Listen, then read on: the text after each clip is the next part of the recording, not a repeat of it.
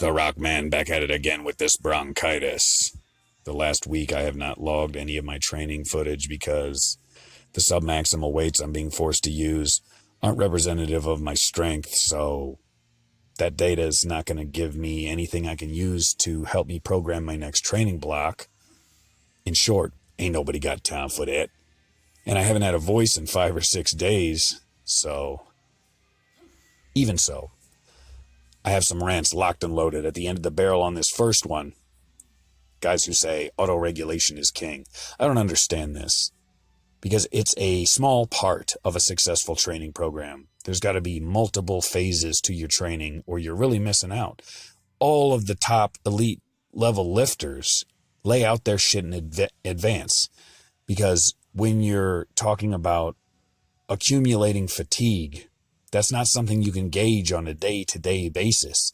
You're going to have workouts where you go in and all you want to do is make it through the warm-ups just to get loose because you're sore, you're tired. You're not looking forward to it. Get through the first set. I feel like shit. After 4 or 5 minutes, you get your breath back. You think you can do it again. You get through those workouts 1 set at a time. That's all you can do. But you got to trust in the process. Strength is something you can calculate. If you're not tracking your training, then how are you doing that? Taking a max attempt is a calculated risk. Without doing any calculations, why are you taking the risk?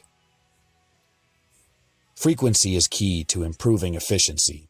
You practice little things in your setup, in your walkout, you add pounds to the bar. Your positioning improves. My last volume block, I did 6 or 7 weeks. It's the longest I've ever done.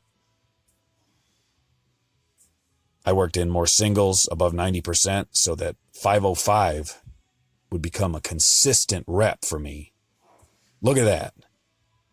Perfect. I wish they all looked like that. Last month, my training max at the peak of my volume block was 530. This month, my top set before my peak after my deload, 525. And I can't stress it enough. My muscle soreness is next level. I would rather eat a bullet than show up for my next training session feeling like this, but got to do it.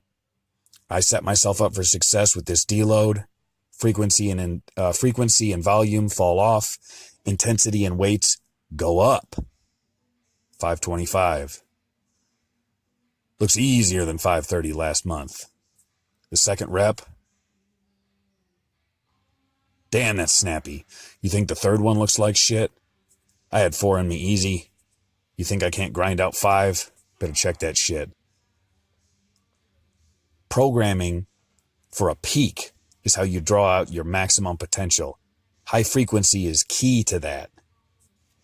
That's all I got for today. Thanks for watching, guys.